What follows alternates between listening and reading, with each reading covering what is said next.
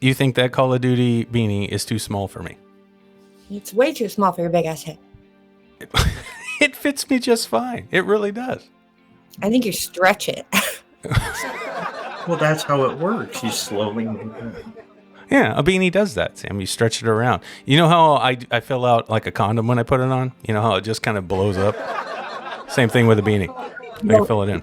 You're going to end up with a medical problem if you keep doing it. Just- First of all, what, Sam? What were you going to say? Condoms? How many kids you got? Oops, sorry. No, we don't use them. That's fucking for sure. Jesus. Well, hi guys. Hello now. It's been a wild year. Been a crazy one. Yeah, we've been through some stuff. So I thought as we do this last show for the year of 2024, it'd be kind of fun to just kind of chat about our year in review. Chat about whatever we want, like the accomplishments, the failures, the successes, the downfalls, or just bitch about everything that we had to go through. I don't care, whatever it is. Either way, you guys down? Absolutely. All right. Well, let's start the show then.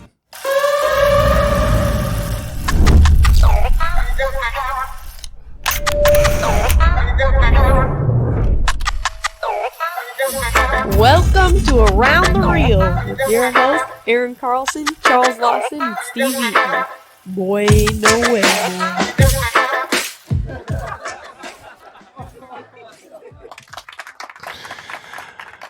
All right. Hi, Charles. then. No, Charles. No, No. all men are interchangeable. I'm Charles and Steve today, and we get to have Sam Hanna on the show. Yes. And Sam, you're back. Thank you for coming back. It's good to see you. It's so nice to see you. It is. It is. Yeah, we've been missing Samantha. And a few months back, I had to do a show talking about that you wouldn't be a part of the show for a while. And people were reaching out all the time wondering what was going on and if you were okay. And then it happened with Chuck as well. Right now, we're going through that with Chuck. And he's going through some stuff. So we're all going through some stuff. I don't know what the fuck's going on. Yeah. So anyway, we could fill everybody in. I was thinking that would be great. So my, DMs don't blow up anymore. Not that they are. They're not really. Don't blow up Aaron's DMs. It I makes things worse. People want to do that forever, but they don't listen. I know, but people don't listen. They don't pay attention enough. They hear what they want to hear, and then they just kind of do their thing, do their stuff, but there's like nuggets we always tell them, and they don't hear it for some reason. But that's okay. Anyway, okay, year in review, guys. Yay! I'm gonna what? Year in review. We made a lot of stuff this last year, I would say. Correct? I mean, we made some stuff. Mm-hmm. How do you how do you guys feel about let's start on the positive note here. So how do you guys feel about what we accomplished this year at CCC? What do you think? Anybody? I feel good about it. Yeah? What do you feel good about specifically? Just all the stuff we did. Was The Will and Away this year? Yes. It was released this year. Yes, Yeah. it was. Yes. Yeah, and it's done decently online on like Tubi and Amazon, but nothing major, not like GPO did. It's not on the GPO level. And it's But nothing it like looks awesome.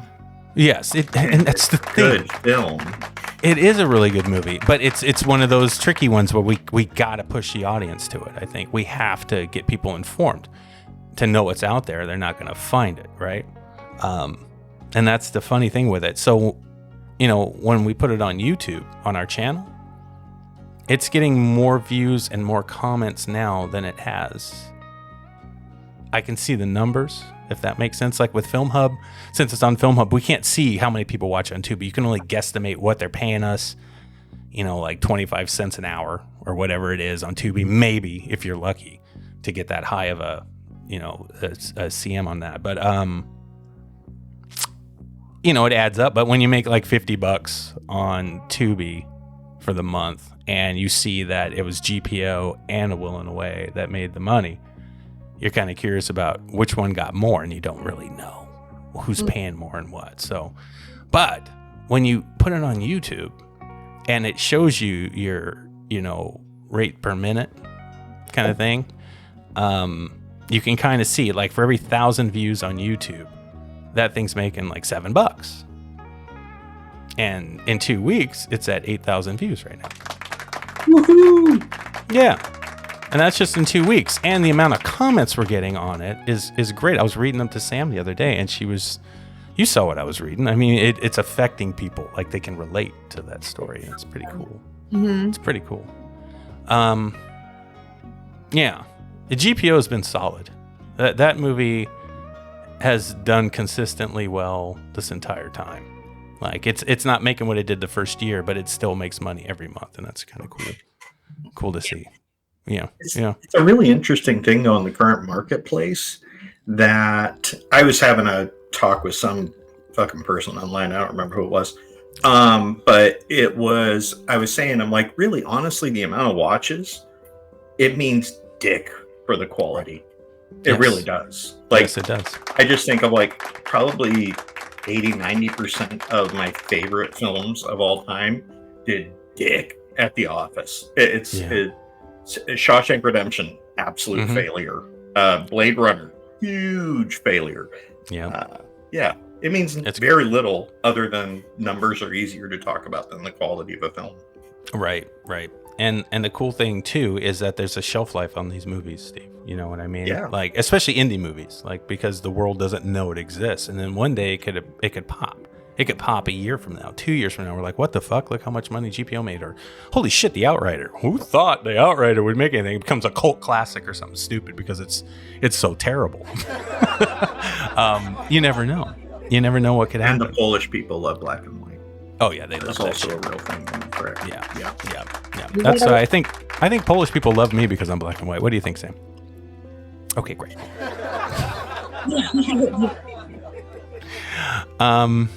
All right, so That one Polish person that liked you. We appreciate him. Thank you, Mr. Whatever Ski. Are you We Polish? really appreciate it. Oh, are you Polish, Steve? No, I'm like okay. Irish and Italian. I was just making a bad Polish joke at the end. Oh no, I like those two. That's how good. they have ski at the end of it.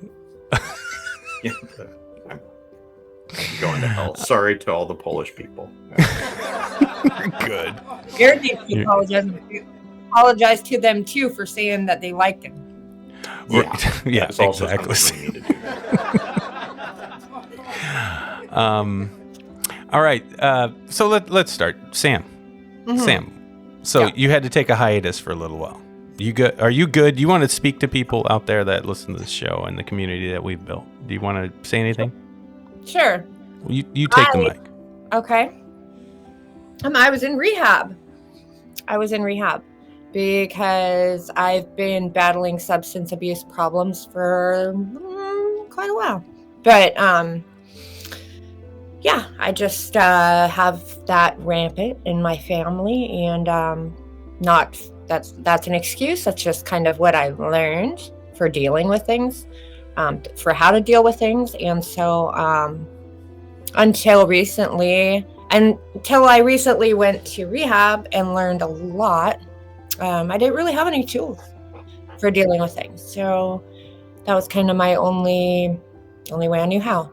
So yeah, it was a wonderful experience. It was great. I learned a lot about myself, and I feel probably better than I ever have in my life. Even despite what I'm dealing with. But yeah, so it was wonderful.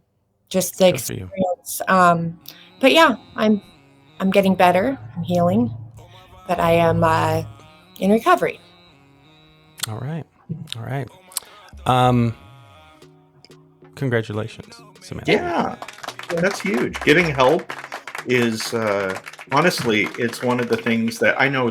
Honestly, if I thought about it, every person that I know has some kind of substance or otherwise thing, myself included. But it's one of those things where 99% of people don't do anything about it. So, instead of it, just take credit. Being sober is a son of a bitch. It's tricky to do, tricky to hold on to, but it's worth it, and really, really good for you, and good for me, and good for all the other people who are able to do it. Yeah. And well, I think that's something that people don't actually take note of really at all, is the fact that addiction isn't just substances anyway. I mean, you could be addicted to a lot of things, to anything. And that's something that people don't, I would say that everybody's got some sort of addiction in some way or another, whether it's smoking cigarettes or eating or gambling or, anger. We talked about that before, Aaron. Oh yeah. Anger being an addiction. I mean, you get addicted to stuff. It's kind of human nature to do so. And so you're looking for something you're just looking for happiness. In that search for happiness, you tend to get addictions because you don't understand that things aren't going to give you long-term happiness, I guess. It's short-term happiness that, it's not even happiness. It's what would you call that? Pleasure. Relief. Yeah, that's what I was going to say. And people don't realize that kind of stuff just damages you in the long run. And it's not just substances. And I think anyone could benefit from the rehab that I went to. I think anybody could benefit from that sort of a thing, just being away from the outside world and life for 28 days and just getting to focus on yourself. And like one thing that my kids said to me was, Mom, we've never focused on yourself. And I haven't. And as long as I was out here in the world with everyone, I wouldn't have, because I'm an empath and I'm a caregiver and I'm a nurturer. So I would never do that. So to have the opportunity to actually take 28 entire days and not have to feed my dog, not have to drive my kid to school, and just purely focus on myself. You get to learn a little bit about yourself. And that's pretty damn cool. Yeah. No, it is. And that's, I've been with you for almost 19 years now. Is that right? 19? Yeah. Yeah. That's your relationship is now an adult. Yeah. Yeah. And in that time, I don't think I've ever seen you do self-care. Not once. No, I don't. No. I never have. Not once. That's part of the part of the problem. And it's so important because especially if you're an empath, I believe, because how are you going to help anybody else if you can't be there? Right? Do you think addiction has anything to do with this, like a safety net? Do they talk about that at all? Is it like this safe space? Because when I feel okay, because obviously I vape, I used to smoke, I still smoke with you. God damn it, it's fucking, I can't help it. And Steve, or drinking, it's a comforting thing for me. Where like my dad used to have a nip all the time. I said it on the show many times. He would have that little drink when he got home from work.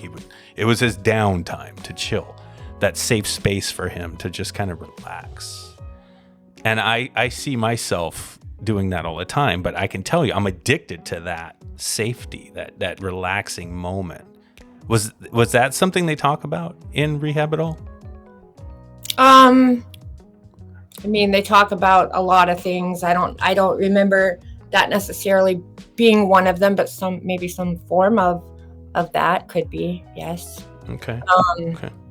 Yeah, I don't know. I just I know that wasn't it for me. It wasn't a safety thing for me. But what was it for you? It was more of a coping mechanism. Okay. Yeah. No, I never felt safe. I mean, I didn't. So it wasn't that for me. It was definitely a coping mechanism. And it just goes back to, well, I mean, there's a lot to it. There's a lot to addiction, and there can be so many factors in it. And I learned that because I met so many people with so many different stories, and, you know, there's a lot of factors. And definitely I have a predisposition, which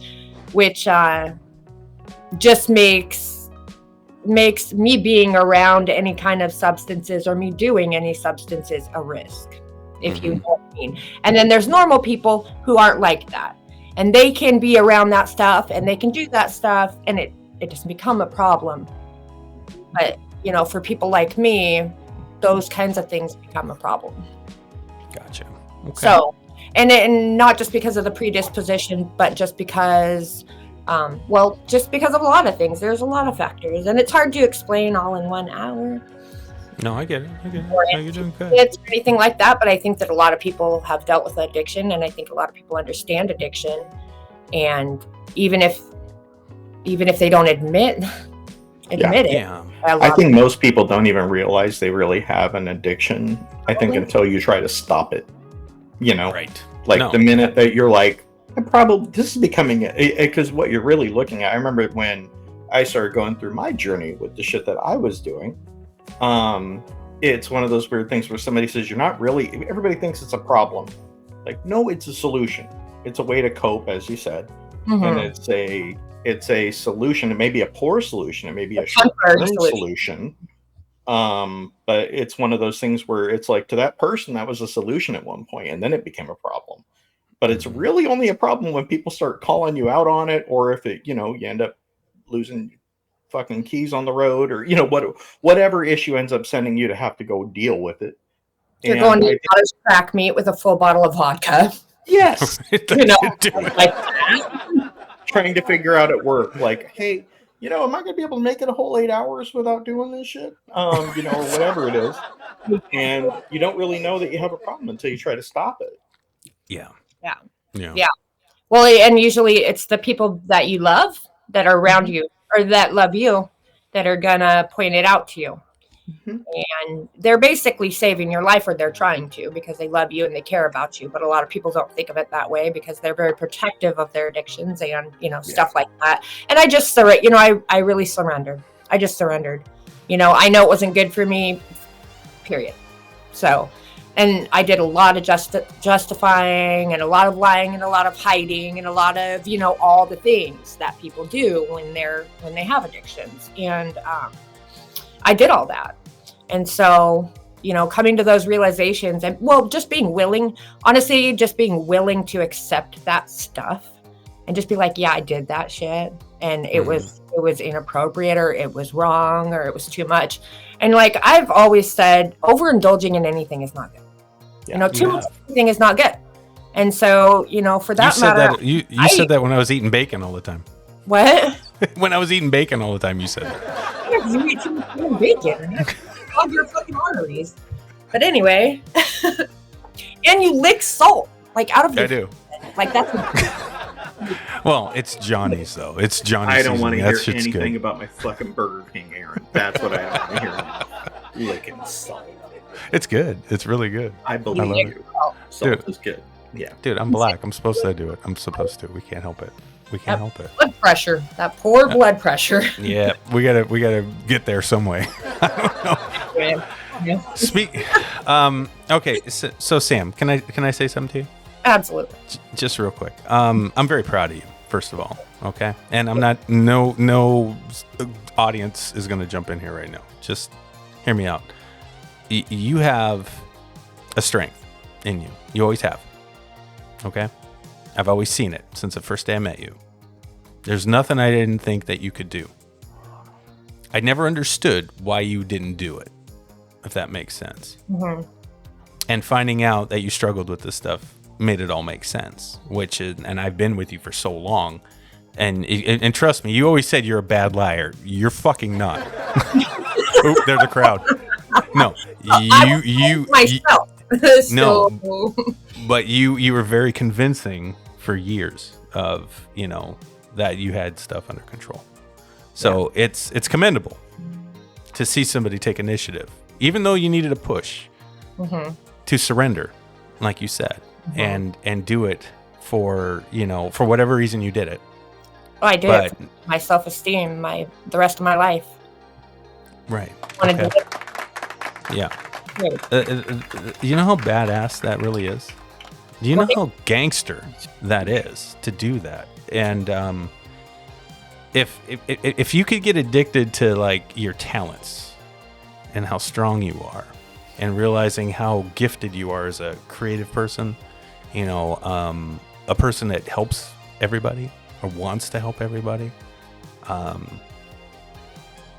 the mother you are, the partner to me. If you could get addicted to that shit, do you know how badass you fucking would be? It's amazing what you can do. Like, if I could get you addicted to filmmaking, Steve, we gonna make it, bro. We're gonna make it. Your movies are the only movies that make money. The ones that you followed were the only ones that have done anything. I mean, our Horrorverse is making something, but it's nothing like what you've done. You created something original out of stories that you wanted to tell, where we're piggybacking right now off of other IPs. And now Steve and I are so fucking anxious to get our own original stuff out there, because we're like, this motherfucker's killing us. We got to do better than this. Like, that is true. Yeah. And it's inspiring. So please keep doing what you're doing, Sam. I appreciate it. Yeah. I'm sure we all, I don't want to speak for Sam, but I'm sure, speaking as a person who's an addict as well, or was, supposedly one forever, but, I think all of us wish that the good things in our lives were something that would give us the same kind of thing as that. That'd be great. If I could only have the same feeling I got from working out from drinking as I could for working out, that would be fucking awesome. But, I don't know if life's going to quite go that way. I mean, but the thing is, you can, and anything that you truly want to do, you can do. You absolutely can. And there was a time when I would have never said these things because I didn't believe them. I did not believe in myself, and that was my biggest problem. I think that addiction was a surface problem. There were so many underlying problems that kind of exasperated that addiction problem. But a lot of it was self-esteem. I didn't believe in myself. I didn't think I was enough. I didn't think I was worth it. And I let people walk all over me and treat me like shit. I didn't stick up for myself, and things like that really damaged my inner being and myself. And I've grown a lot in these last couple of months, and I've been learning a lot, and I'm hoping to be able to get all that back, if I ever even had it. I don't even know that I ever even had it. Somewhere along the way I either lost it or I never had it. But I'm learning to love myself, and I think that's so important for everyone just in their personal life to do. First and foremost is just love your fucking self, because that's the only way you're gonna do anything. That's the only way you're gonna be anybody or feel like you are. And you have to feel like you're somebody. You have to. It's just the way the world works. And when you don't feel like you're anybody, a lot of bad things happen. And that's that's the downfall that I had was I just kept going down this downward spiral of self-hate and just not appreciating the person that I am and the abilities that I had and the qualities that I had.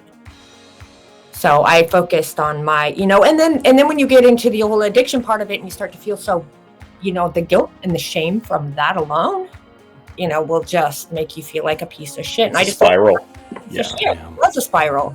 And so if I didn't feel like a piece of shit already, that shit certainly made me feel like a piece of shit, Yeah.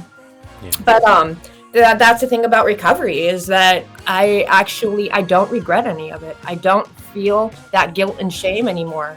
I'm like, yeah, I am who I am. And I wouldn't be who the fuck I am if it wasn't for all the bad shit that I went through and the bad shit that I did. And you know what? I don't like that I did bad shit, but I embrace the fact that I made mistakes.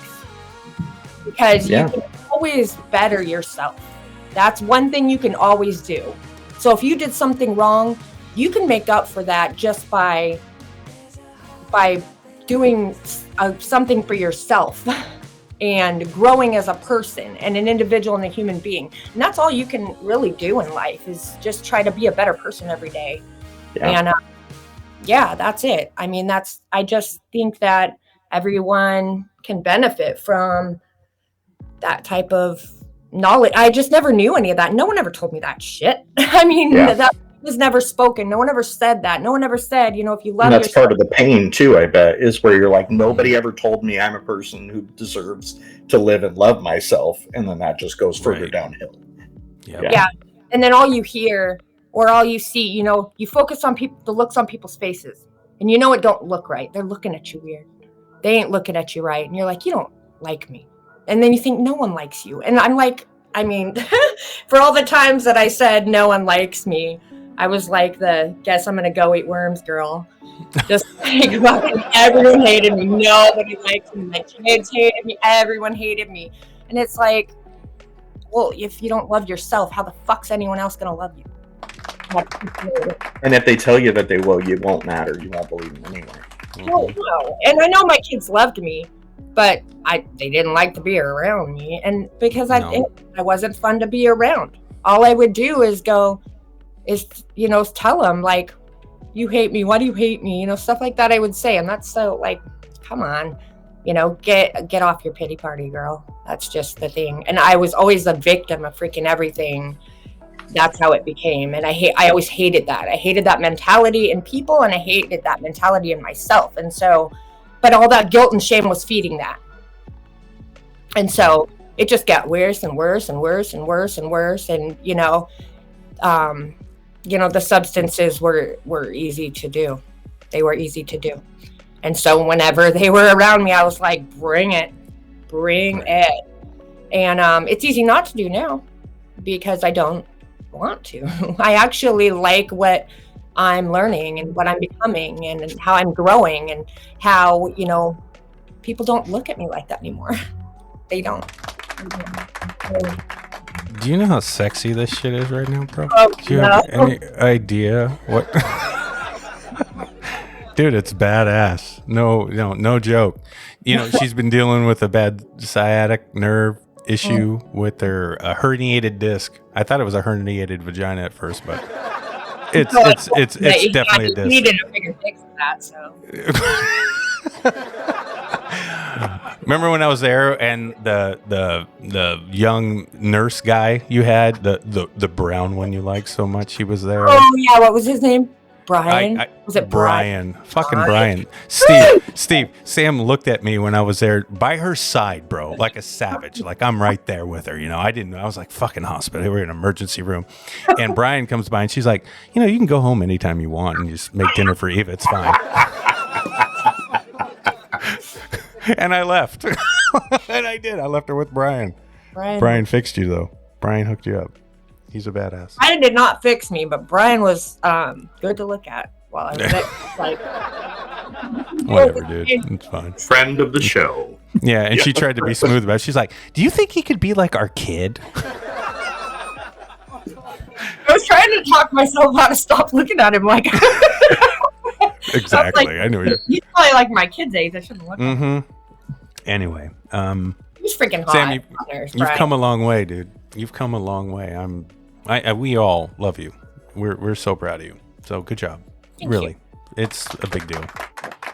It really and is. even more so, it's so nice to hear that you love yourself or working on it. Thank you. Finally, so Jesus Christ. You know what I mean, dude? I've been fucking trying to explain to her how badass she is for fucking ever, and now she's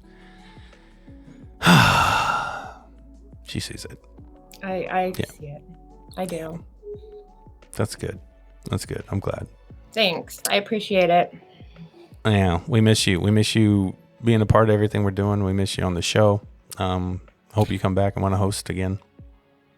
We love you. I mean, I will pop in sometimes, and I'm hyper focused on my recovery right now and continuing to get better.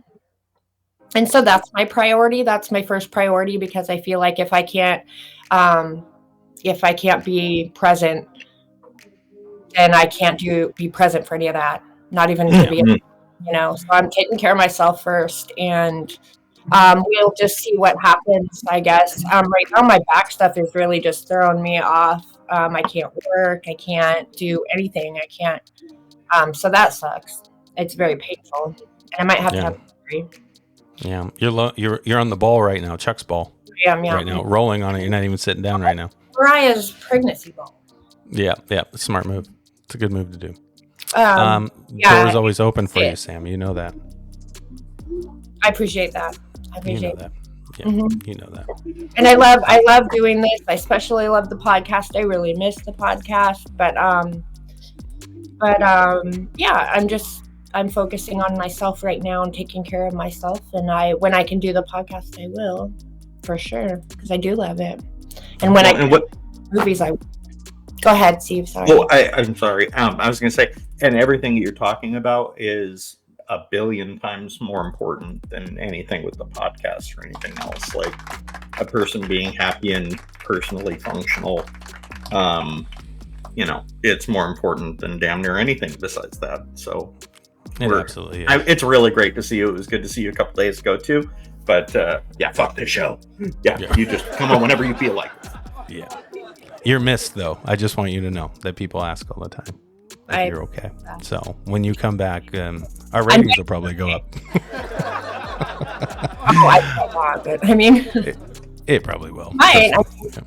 No one wants to see my black ass on here anymore.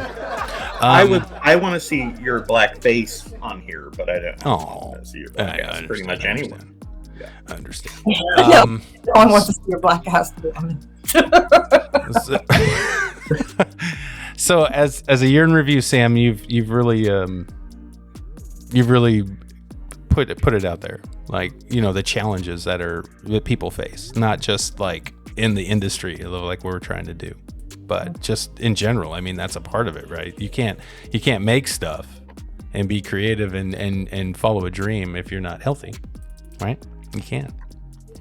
And that's important. That's what Steve's saying. You're not your best. You're not. Yeah, and that can fuck people up. So I mean, you gotta keep care of everything. It's not an easy balance to do anything out there on this planet. I don't give a shit. Take movies out of it or podcasts or whatever. It's just, like you said, if you're not healthy, you can't even work. You can't do anything. So you got to take the time, and I'm glad you're taking the time. It's important. I think things happen for a reason, and they happen in the order they did for a reason. And I think that me going to rehab right before my back broke was probably a really good thing, because I don't think I would have handled this. You wouldn't have done well. No, I would not have done well. And I accept things now. I accept life now, the good, the bad, whatever it is. Good. So Good. I don't think I could have done that. So I think everything happened for a reason. Mm-hmm. Yep. And you need both. You can't appreciate the good without the bad. That's you gotta right. have it.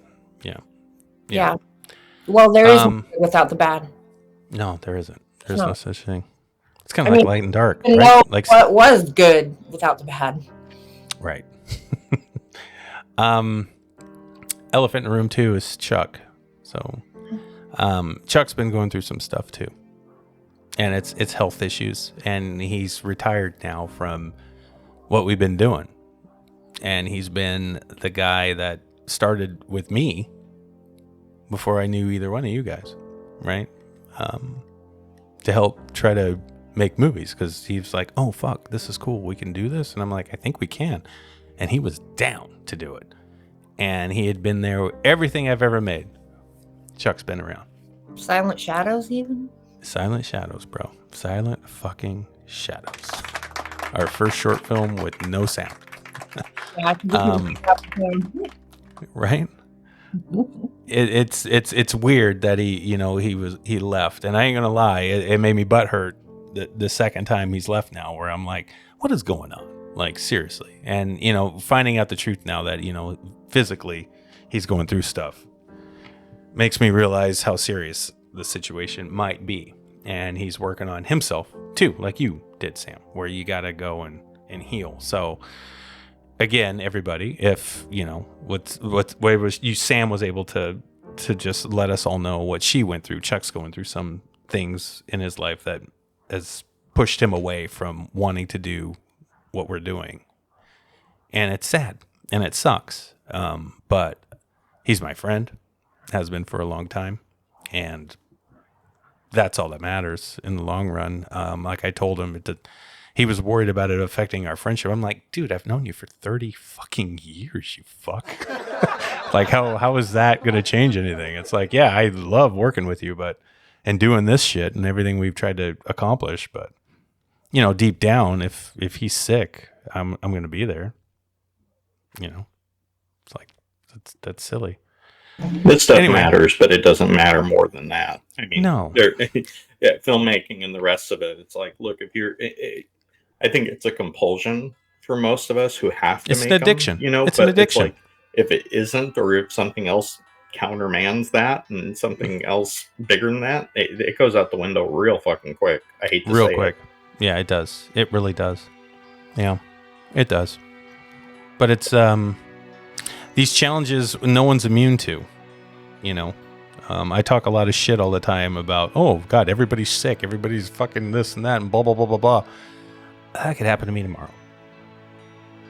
Yep. So I talk shit because I have this reverse manifestation thing.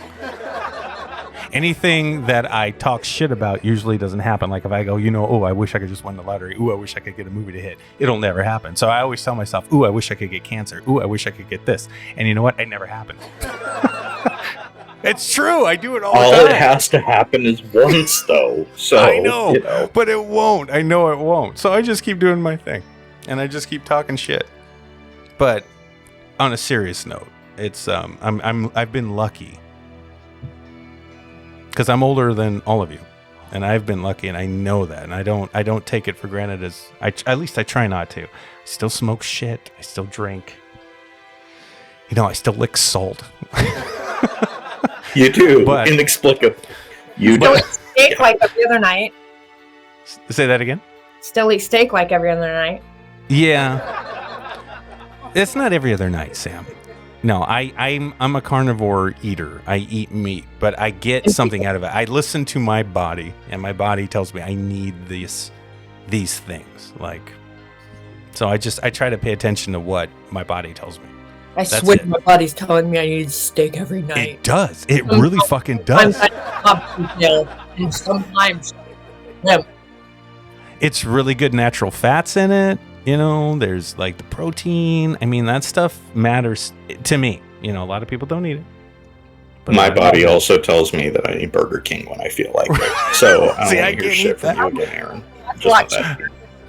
I think I can afford to eat steak.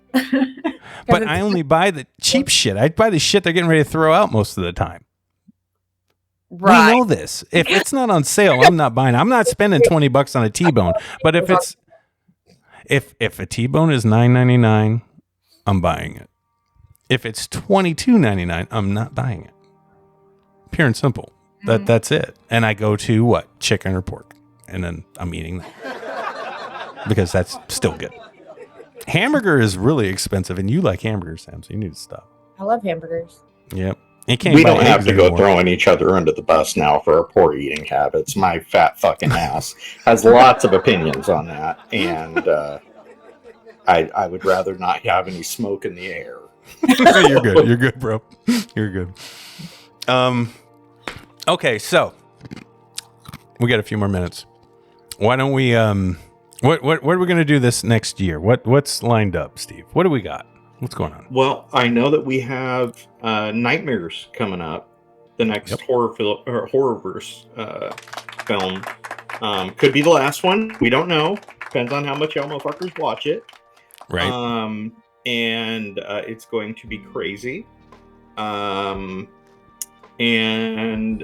we are hoping for a documentary coming out here soon. Well, we have one definitely coming out this year, probably, which is the film-based one. I don't know what we can and can't talk about though with it, but you can talk about anything you want. Yeah, the filmmaking dream or loose title. There you go. And then we might have the Wolves documentary happening, depending how things work out. Yep. I have a film project called Universal Opera that we are going to be starting next year anyway.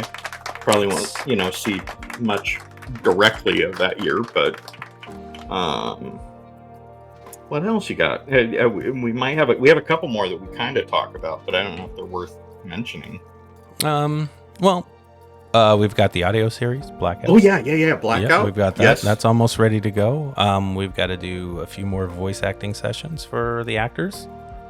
And hopefully that can get released by February, I'm hoping. That's my goal, to get that out. And we've got room to do another film, maybe, or start one. And we have a few scripts from some people that we could talk about if we wanted to help them make it. But after I watched that show today, that movie, I really want to write this Western, and I want to make a Western. Like no joke. Like, I'm fucking serious, you guys. I'm like right now, Sam, if you were in here, if you were in this room with me, Sam, you would have a herniated vagina right now because of the boner I have. Like, this thing is no joke.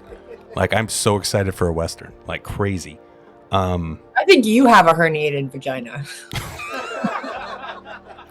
On a medical level, every time you say that, I'm then thinking about how a vagina would herniate.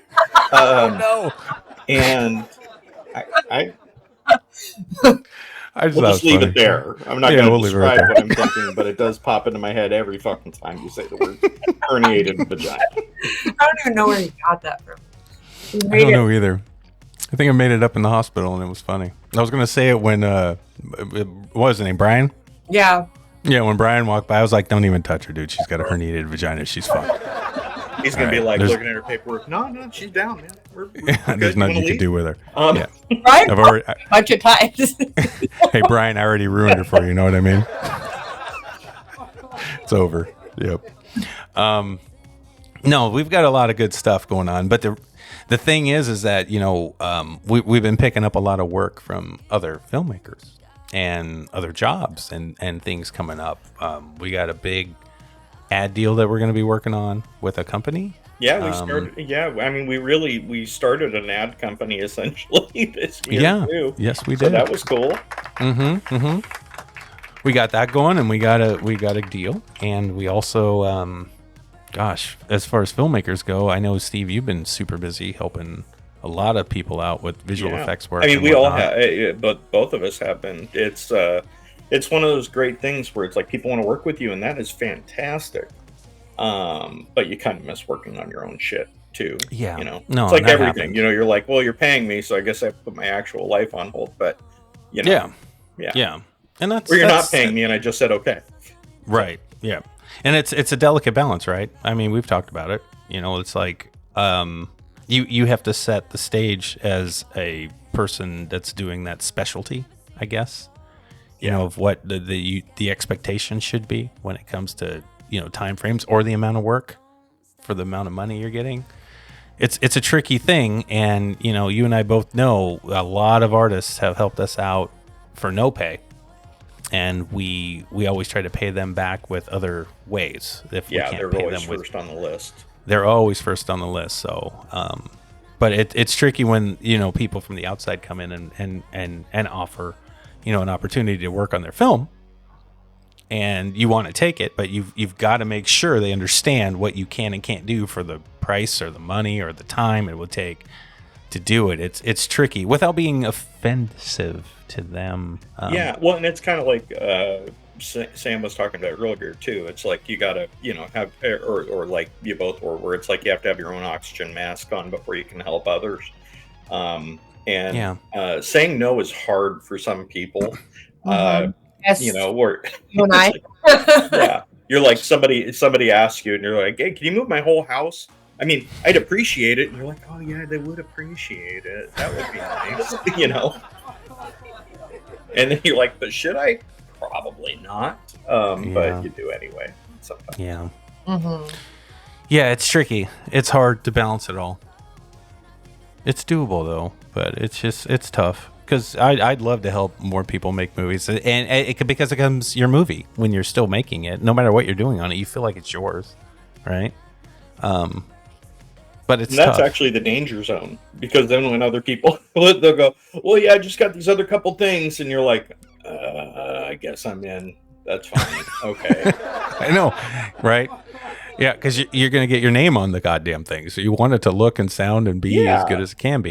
Yeah, you're doing an effect, and then somebody like goes, yeah, I got like 5 more, and you're like, I can't do it, and then you're like, I'm gonna have to share the name with somebody who fucked up the rest of it, and they're gonna think I did it, or blah blah blah. Yeah, that's the weird part, right? Yeah. You can't have that. You can't have that. No, I get it. It's tricky, guys. All of it. Life, movies, jobs, kids, family. 2024. Crazy. There's a lot went on. Mm-hmm. I remember when we started doing all this stuff, and people would always reach out to Chuck and I, especially, and be like, I don't know how you guys are doing all this. I don't know how you're doing all this. We did it all because we stuck together. And we kept talking about it. And Sam, you going through all the stuff you were going through without us even knowing. You still were right there, making shit and doing shit and made great shit, right? It all catches up with you. Snake Plissken said that a long time ago. They'll catch you sooner or later. You're not going to get away. But how do you get through that shit? How do you stand back up and keep going? That's the whole point of, I think, life. It's like life does not fuck around. I'm not Rocky right now. I just realized I'm talking like Rocky. But that's the truth. And you just get up and keep going. You're like, yes, yeah, because you made $3 million on your first 2 films. Fuck off, Sly. Try doing Rocky 5 with absolutely no money after you haven't made $1 on the last 4, and then come talk to us. Yeah, and isn't it cooler if you're like someone like us, where we're all struggling to get by and make money? I don't think it's cooler to be that. Sam's in an honest place right now. She is. She really is. No, I do too. I just think it's cooler. Like, if someone has a lot of money and they're going through stuff, you don't feel as bad for them. But if they're broke and they still are trying, it's kind of badass. That's all I'm saying. Like, there's something there. Like, that's. I agree with both of you. I think it's also. It is cool. It is. Yeah. But then also, like, I mean, we all know somebody who's done this, like, where you're like working 30 years on a thing, and it's like, it is hard to be able to be like, oh, wow, they are really successful. And then that comes down to that box office thing. You're like, fuck it. Who cares? They were still making shit. Good for them. They were still making Nobody ever, like your friend who does paintings every other week and they enjoy doing it. Nobody's ever like, yeah, but are you making any money? Okay, some assholes are saying, are you making any money off of it? Yeah, they do. Fuck them twice. Fuck them. Yeah. Fuck them twice. Absolutely. I think it's great that anybody does anything outside of the norm, even if their life is shitty, to find a way, especially if it's a positive thing like creativity. I think that's cool. And that's one thing with especially you, Sam, that I've saw all these years, where I'm like, I saw how in my brain, even though you were going through what you were going through, you always seemed to gravitate towards being creative, no matter what, whether it was who I am. Yeah, doing your beads or writing or whatever it was. It was always something creative that you were doing. And that's why I could do it a lot longer. That joke? No, it's true. It's true, but that's kind of... No, I mean, that wasn't the only thing. That wasn't my only substance that I had an issue with, but for a time it was. It's real, though. Like, honestly, shit, like, the whole Rocky kind of thing. And I love the idea of it. Like, it's not how many times you get knocked down, it's how many times you keep getting up. Well, sometimes people go, well, I'm going to have 2 drinks, then get back up. Right. It's a way to keep going sometimes. Mm-hmm. Yeah. It is. But, I think his point was that he's a fighter, and fighters fight. And I think you have to be a fighter to keep your self-esteem intact. You can't let people push you around. You can't get bullied. You can't get taken advantage of. You have to fight. And you have to learn to say no. Like as if you're a 20-year-old bodybuilder when you're 70, unless you illegally import some kind of medications from Australia. Also. Is that like an RFK Jr. thing? No, that's a Sylvester Stallone thing. Okay, great. Yeah, okay. Yeah, he got rolled. If I remember correctly, I think it was like on an airplane coming back from Australia with the legal bodybuilding thing. So I'm just saying, like, some people are functional. That's true. That's true. Yeah. Yeah. But everything else you said is true too. Yeah. It's all a journey. We're all just, life is just a journey. And you can't hate on the way that you get to where you are. You just can't. You have to embrace everything, all the mistakes. And as long as, mistakes are fine. As long as you learn from them, they're fine. They're fine. Damn right. When you keep making them over and over and over again and you don't learn, that's when a mistake is a bad thing. Otherwise, a mistake is not a bad thing. You just got to keep going. Yeah, absolutely. You have to. That's all I was saying. I think that's what Rocky's point was. And I've caught that in my head when I was a kid. Well, it wasn't just from the movies. My dad told me that a long time ago. Long time ago. I was a little guy and he said that and I never forgot it. And then every movie I've ever saw justified it. And I was like, oh, my dad was right. It wasn't the movies. It was him. That's how he was. And that's why when he got sick and he died, when I looked him in the eye, he didn't look strong anymore. He looked like he failed. And there was something weird about that moment I had with him before he passed, where he couldn't really speak. He was sick with cancer. And I don't know. I always wondered what he was thinking in that moment. Was he sad because he wasn't going to be here to see me grow up because I was 15? Or was it like, dude, I'm sorry I'm not going to be here, like, to be there? I don't know what it was, but he got beat. And I know he was competitive. I know he didn't like to lose. Right? So that's how I look at life every day, where something is tough or hard. I always think of that stuff where I'm like, no, you gotta be fucking badass. You gotta fight. You gotta be strong. You have to. And that's a delicate balance because you can go too far one way and then not have any sympathy or empathy for anybody, especially if you can't relate to it anymore because you're so far gone where how do you let that bother you? How can you do that? How can you do that? I've been there. I was saying the same thing to Sam many times. Like, I don't understand why you're upset about that. I couldn't relate because I was so far gone from like tragedy. I was like, I'm never going to feel that pain again. I'm never going to let that get to me again. So I distanced myself so far away from it that, you lose the sympathy for what others may be going through because you can't even wrap your head around it. Well, human beings are such oxymorons. We just are. We're so tough, but we're so fragile. Yeah. That is deep and true. Incredibly true. That's a great quote, Sam. Yeah. You're right. Yeah. You're right. I think a lot of us can take a lot of shit, but people can only take so much shit. And that's anything from, abusing our bodies to, just abusing others. Everything. Yeah, exactly. I mean, and everything in between. And I mean, a lot of people have these strange circumstances handed to them that no one can understand. I mean, why do kids get cancer? No one really knows. No one knows. But I know that when we're born, I mean, are we really living or are we dying? Right from then on, like we're always dying. We're all dying. So the only thing you can do is make the best life you can with the time that you have, and you never know how much time that's going to be. So it's just important to be proud of something. I just want to be proud of something before I go. Yeah. Me too. I think that your dad was the type of dude that was proud of something. Yeah. So I don't know. You always hope that people die with their dignity no matter what. But you never know. You never know. Like, no. I've never... I mean, maybe if you died in an explosion saving a busload of kids or something, but almost everybody I've ever seen, you're like, there's not much dignity at the end. You just hope you lived as good of a life as you can. Well, there's not much dignity in life, for real. Right. Really? Yes. Yeah, that is also true. Sam is dropping knowledge bombs like she really is today. Yeah, I love it. You ever walked into the bathroom and you have a big old booger hanging out of your nose, and you're like, "How long was that there?" To me, Yep. Guys, like, does my dignity not mean anything to anybody?